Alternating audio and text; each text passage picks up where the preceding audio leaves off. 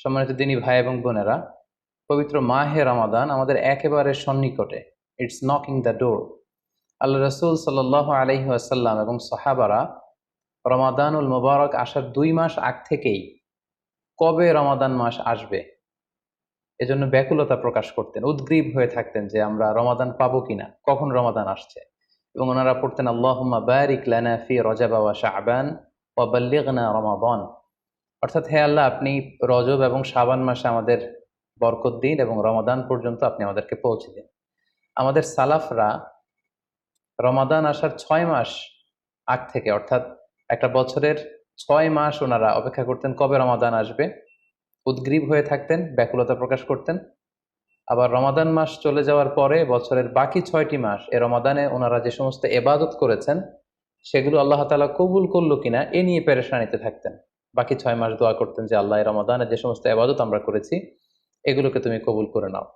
এই পবিত্র মাসে আল্লাহ তাআলা আমাদের আল্লাহ সচেতনতা বৃদ্ধির জন্য এ মাসে আমাদের জন্য সিয়ামকে তিনি ফরজ করেছেন। আল্লাহ তাআলা ইরশাদ করছেন, ইয়া আইয়ুহাল্লাযীনা আমানু কুতিবা আলাইকুমুস সিয়াম কামা কুতিবা আলাল্লাযীনা মিন ক্বাবলিকুম লাআল্লাকুম তাত্তাকুন। অর্থাৎ, ওহে বিশ্বাসীরা, সিয়ামকে এ রমাদান মাসে তোমাদের জন্য অবধারিত করা হয়েছে, যেমনি ভাবে তোমাদের পূর্ববর্তীদের উপরও এই সিয়ামকে অবধারিত করা হয়েছিল, যাতে করে তোমরা আল্লাহ সচেতন হতে পারো। এই আয়াত থেকে বোঝা গেল, এই পুরো রমাদানুল মুবারকে যে আমরা সিয়াম উদযাপন করি বা সিয়াম পালন করি, এই সিয়াম বা রোজা পালনের মূল উদ্দেশ্য বা প্রাইম অবজেক্টিভ হচ্ছে আল্লাহ সচেতন হওয়া। এই সিয়াম আমাদেরকে আল্লাহ সচেতন বানায়।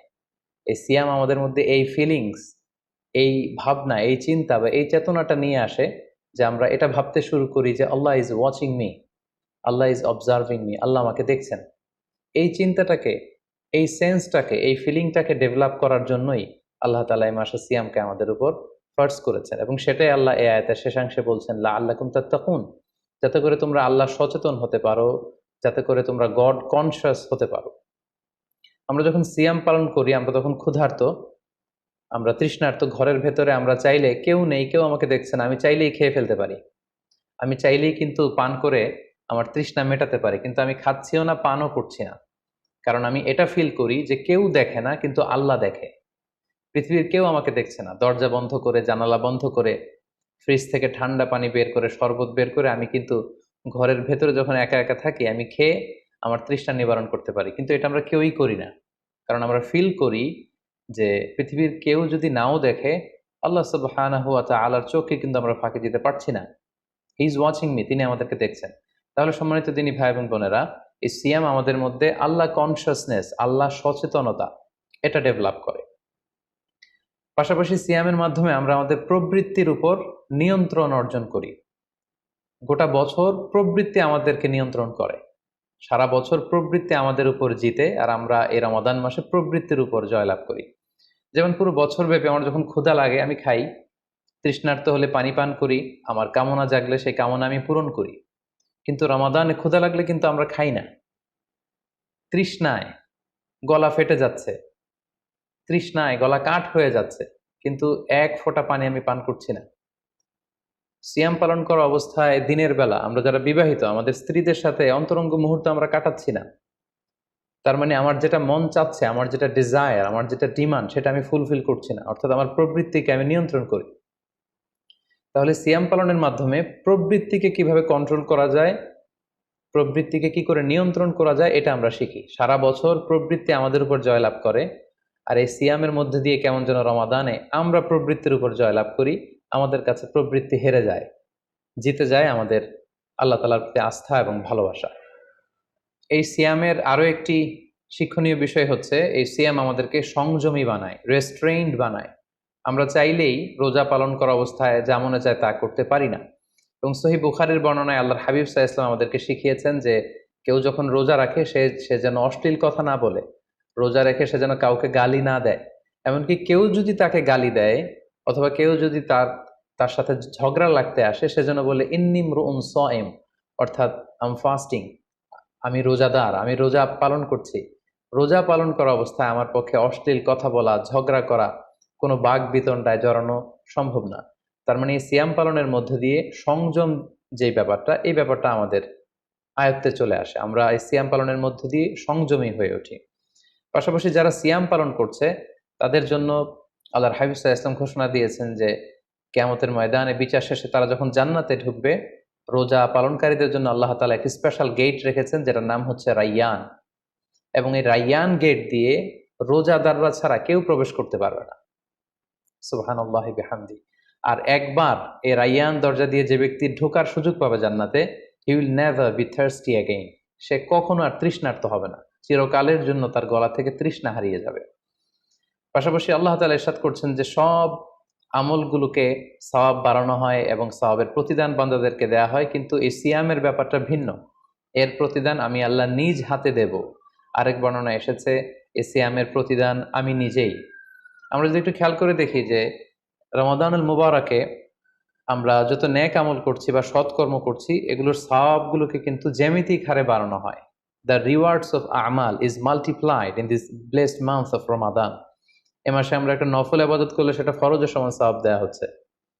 একটা ফরজ আবাদত করলে সেটা 70 থেকে 700 গুণ সওয়াব দেওয়া হচ্ছে। এ মাসে উমরা করলে সেটা হজের সমান সওয়াব দেওয়া হচ্ছে। অর্থাৎ অর্থাৎ অন্যান্য মাসে আমরা যদি নেক আমল করি তাহলে সেটার সওয়াবকে বাড়ানো হয় গাণিতিক হারে, কিন্তু এই রমাদানুল মুবারাকে কোনো নেক আমল করলে এর সওয়াবকে বাড়ানো হয় জ্যামিতিক হারে। এটাকে মান্থ অফ স্পেশাল অফার বলা হয়, বিশেষ অফারের মাস। আল্লাহ তাআলা চেয়েছেন যে বিশেষ অফার দিয়ে আমাদেরকে এবাদতের প্রতি আগ্রহী করে তোলে, আকৃষ্ট করে তোলে। তিনি যেন আমাদের গুনাহগুলোকে ক্ষমা করে দিয়ে আমাদেরকে পাপ মুক্ত বান্দা হিসেবে স্বীকৃতি দিতে পারেন, তার একটা কেমন যেন আয়োজন তিনি করে থাকেন আমাদের জন্য পবিত্র মাহে রমাদানে। এবং এই রমাদানুল মুবারকের প্রতিটি রাতে আল্লাহ তাআলার পক্ষ থেকে একজন বিশেষ আহ্বানকারী ফেরেশতা তারা ডাকতে থাকে আর বলতে থাকে, ইয়া বাগিয়াল খায়রি আকবিল, হে কল্যাণের অভিযাত্রী, হে কল্যাণের পথের যাত্রী, আকবিল, প্রসিড, গো অন, আরো সামনে যাও, আরো নেক কাজ করো, আরো ভালো কাজ করো। ইয়া বাগিয়াশ শাররি আকসির, হে পাপের পথের যাত্রী, আকসির, স্টপ, থেমে যাও, অনেক হয়েছে, আর না, আর অন্যায়ের দিকে ধাবিত হয়েও না। এটা প্রতি রাতেই, রমাদানের প্রতিটি রাতেই এই আহ্বান করা হয় যে হে কল্যাণের পথের যাত্রী, ভালো কাজ করতে থাকো, হে অকল্যাণের পথের যাত্রী, এখনই থেমে যাও, আর সামনের দিকে আগ বাড়িও না। এবং এই বরকতপূর্ণ মাস পেয়েও যারা আল্লাহ তাআলার ক্ষমা পায়নি, রাসূল সাল্লাল্লাহু আলাইহি ওয়াসাল্লাম তাদের জন্য ভয়ঙ্কর ওয়ার্নিং দিয়েছেন, হুঁশিয়ারি দিয়েছেন, গভীর হুঁশিয়ারি তিনি বর্ণনা করেছেন। মসজিদে নববীতে আল্লাহ রাসূল সাল্লাল্লাহু আলাইহি ওয়াসাল্লাম একবার মিম্বারের প্রথম ধাপে পা রেখে বললেন আমিন, দ্বিতীয় ধাপে পা রেখে বললেন আমিন, তৃতীয় ধাপেও পা রেখে বললেন আমিন।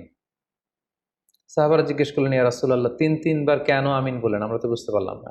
আল্লাহ রাসূল সাল্লাল্লাহু আলাইহি ওয়াসাল্লাম তখন বললেন যে এইমাত্র জিবরিল আমার কাছে এসে আমাকে শুনিয়েছে যে যে ব্যক্তি রমাদানুল মুবারক পেয়েও ইবাদতের মাধ্যমে আল্লাহর ক্ষমা পেল না, সে দুর্ভাগা, সে হতভাগা। আমি তখন বলেছি আমিন।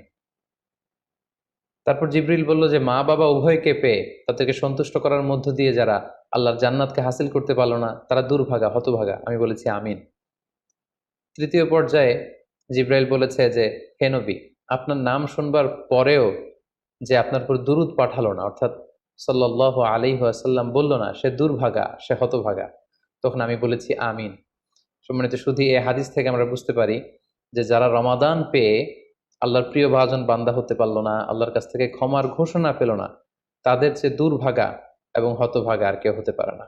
তাই যেহেতু রমাদান আমাদের একেবারে সন্নিকটে, আর মাত্র 2 দিন পরে এই পবিত্র মাস আমাদের মাঝে আগমন করবে, তাই আমাদের উচিত এই মাসটাকে ভাব গাম্ভীর্যের সাথে উদযাপন করা, to take the best out of this blessed month, যত বেশি পরিমাণে সম্ভব নেক কাজ করে আল্লাহ তাআলার ক্ষমাপ্রাপ্ত বান্দাদের অন্তর্ভুক্ত হওয়ার চেষ্টা করা। আমরা যদি এই মাসকে উদযাপনের জন্য এখন থেকে একটা প্ল্যান করি বা প্রোগ্রাম করি এবং সেটার আলোকে যদি পুরো মাসটি আমরা পরিচালনা করবার চেষ্টা করি, তাহলে আশা করি খুবই ফ্রুটফুল ওয়েতে এই যে অফার দেওয়া হয়েছে, স্পেশাল অফার, এই অফারগুলোকে আমরা কাজে লাগাতে পারবো এবং বেশি বেশি আবাদত করে আল্লাহ তাআলার প্রিয় ভাজনদের অন্তর্ভুক্ত হতে পারবো। এই পৃথিবীতে আমরা যখন কোনো বিজনেস রান করি, নিশ্চয়ই তার আগে একটা প্ল্যান করি, একটা প্ল্যান সাজাই। বড় কোনো প্রজেক্ট যখন আমরা হাতে নিই, আমরা একটা প্রজেক্ট প্ল্যান দাঁড় করাই এবং সেটার আলোকে আমরা সেই প্রজেক্টটাকে রান করবার চেষ্টা করি। তাই আর যেহেতু মাত্র 2 দিন বাকি, আমরা যদি এখন থেকেই একটি প্ল্যান করি বা একটি পরিকল্পনা সাজাই, হতে পারে এটা লিখিত পরিকল্পনা কিংবা অ্যাটলিস্ট নিজের সাথে নিজের বোঝাপড়া যে আমি এই কাজগুলো রমাদানে করতে চাই, এগুলো করতে চাই না, ডুজ এন্ড ডোন্টস গুলোকে আমি মেনে চলতে চাই, যেগুলো করা উচিত এগুলো আমি বেশি বেশি করব, যেগুলো থেকে দূরে থাকা উচিত এগুলোর ব্যাপারে আমি সাবধান থাকবো। অ্যাটলিস্ট মনের সাথে মনে একটা বোঝাপড়া অথবা কাগজে লিখে আমাদের একটি পরিকল্পনা করা উচিত।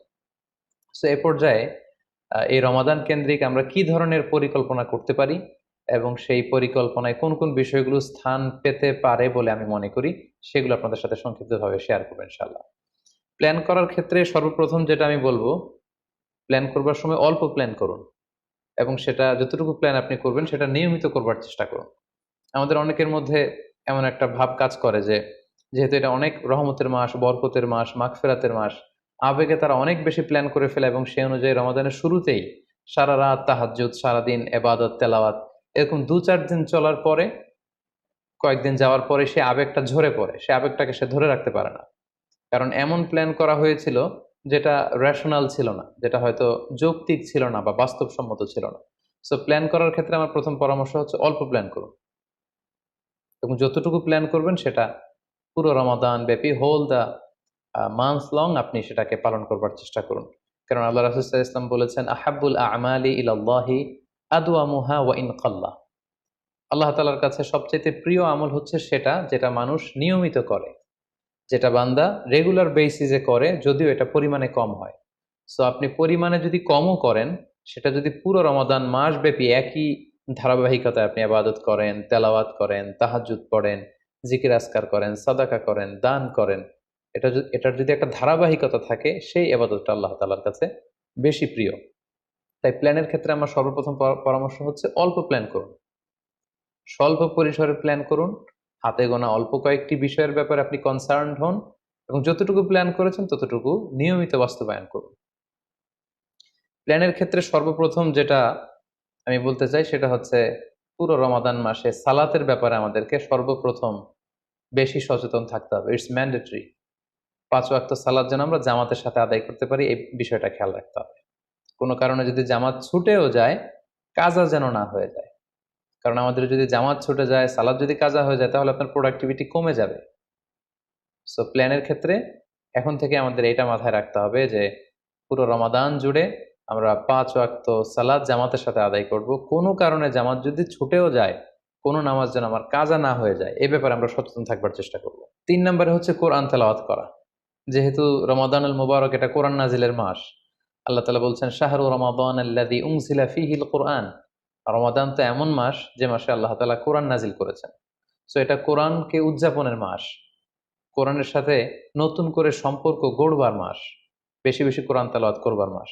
নফল আবাদতের যে লিস্ট আছে তার মধ্যে সবচেয়ে শ্রেষ্ঠ নফল আবাদত হচ্ছে কোরআন তেলাওয়াত করা এবং সেটার মোক্ষম সময় হচ্ছে রমাদানুল মুবারক।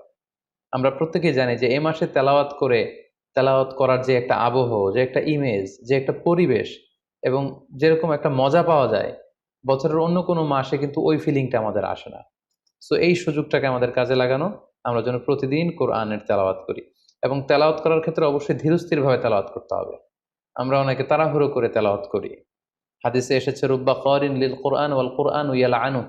কোরআনের অনেক তেলাওয়াতকারী আছে যাদেরকে কোরআন রহমত দেওয়ার পরিবর্তে লাআনত দেয়, কার্ডস করে, অভিসম্পাত করে। তাই তাড়াহুড়ো করে আমরা যেন কোরআন তেলাওয়াত না করি। রমাদান আসলেই দেখা যায় কিছু কিছু মানুষ কোরআন খতম করবার জন্য উঠে পড়ে লাগে। কেউ 5 খতম, 7 খতম, 10 খতম দেওয়ার জন্য প্রতিযোগিতা করে খতম দেয়। ফলে খুব দ্রুত তারা কোরআন তেলাওয়াত করে। এটা ঠিক না। খতম দেওয়ার জন্য উঠে পড়ে লাগা উচিত হবে না, বরং আপনি ধীরস্থিরভাবে তেলাওয়াত করুন। সেই হিসেবে শুরু থেকে শেষ পর্যন্ত একবার করে যদি আপনি 1 খতম দিতেও পারেন সেটা ভালো, আর দিতে না পারলেও আপনি ধীরস্থিরভাবে তেলাওয়াত করে সেটার সওয়াব আপনি ইনশাল্লাহ পাবেন। তাহলে তেলাওয়াত করার ক্ষেত্রে প্রথম রিমাইন্ডার হচ্ছে তাড়াহুড়ো করে তেলাওয়াত করা যাবে না। 2 নম্বর হচ্ছে যদি সুযোগ হয় অর্থ বুঝে তেলাওয়াত করা। আমরা কয়েকটা সূরা স্পেসিফাই করতে পারি যে এই রমাদানে আমি এই সূরাটা পড়ব, এই রমাদানে এই সূরা শুরু থেকে শেষ পর্যন্ত এর মর্মার্থ, এর বঙ্গানুবাদ, এর যে শিক্ষা লেসন, এটা আমি জানবার চেষ্টা করব। সম্মানিত দিনী ভাই এবং বোনেরা, কোরআন হচ্ছে এমন একটি কিতাব, যারাই এই কোরআনের সাথে সম্পর্ক জুড়ে দিয়েছে, যারাই এই কোরআনকে হৃদয়ে ধারণ করেছে, তারাই সম্মানিত হয়েছে। একটু খেয়াল করে দেখুন, সাইয়েদনা জিবরিল আলাইহিস সালাম, উনি কোরআন নিয়ে আসমান থেকে পৃথিবীতে নেমেছিলেন। কোরআনকে নিয়ে আসার কারণে উনি হয়েছেন শ্রেষ্ঠ ফেরেশতা। আল্লাহ রাসূল সাল্লাল্লাহু আলাইহি ওয়াসাল্লামের উপর কোরআন নাজিল হয়েছিল, তাই তিনি হয়েছেন শ্রেষ্ঠ রাসূল। এই রমাদান মাসে কোরআন নাজিল হয়েছে, তাই রমাদান মাস হচ্ছে 12টা মাসের শ্রেষ্ঠ মাস, সাইয়্যিদুশ শুহুর। কদরের রাতে এই কোরআন নাজিল হয়েছিল, তাই কদরের রাত হচ্ছে পৃথিবীর শ্রেষ্ঠ রাত। আমরা উম্মতে মুহাম্মাদি, আমাদের উপর কোরআন নাজিল হয়েছে, তাই আমরা হয়েছি খায়রু উম্মাহ, শ্রেষ্ঠ জাতি। আমাদের মধ্য থেকেও যারা কোরআনের সাথে অ্যাটাচমেন্টকে বাড়াবে, কোরআনকে যারা ধারণ করবে, তারা হবে পৃথিবীর শ্রেষ্ঠতম মানুষ। তাই আসুন কোরআন উদযাপনের এই মাসে আমরা যেন বেশি বেশি কোরআনের সাথে সম্পর্ককে নতুন করে আবার নবায়ন করি। 4 নাম্বার যেই ব্যাপারটি আমি প্ল্যানে বা পরিকল্পনায় রাখার চেষ্টা করব, সেটা হচ্ছে খুব বেশি খাবার দাবার বা কেনাকাটা এগুলোর ব্যাপারে আমাদেরকে একটু সাবধান থাকতে হবে। আমরা অনেকে মনে করে থেকে রমাদান মানেই মুখরোচক ইফতারি, ইফতার পার্টিতে জয়েন করা, উদরপূর্তি করে সাহারি খাওয়া, শপিং করা এবং কেনাকাটায় ব্যস্ত থাকা। আসলে ব্যাপারটি এমন নয়, কারণ আমরা জানতে পেরেছি যে এটা হচ্ছে বরকতের মাস, এটা অফারের মাস। নফল ইবাদতে ফরজের সমান সওয়াব, ফরজ করলে 700 গুণ সওয়াব, নফল উমরা করলে হজের সমান সওয়াব। সো এটা হচ্ছে মৌসুমুল ইবাদা, ইবাদতের মৌসুম। সো আমাদের যদি শপিং করা লাগে, আমাদের যদি কোনো প্রোগ্রামে অংশগ্রহণ করা লাগে, সেটা যেন আমাদের ফোকাস না হয়। কেনাকাটা, শপিং করা, এটা যেন আমাদের ফোকাস না হয়। ভুরি ভোজ করা, আমাদের বাসায় মা বোনরা যারা আছে তাদেরকে হরেক রকম আইটেমের বায়না ধরে সারাদিন তাদেরকে ব্যস্ত রাখা, ইবাদত থেকে তাদেরকে দূরে রাখা, এই কালচারগুলো থেকে আমাদেরকে দূরে থাকতে হবে।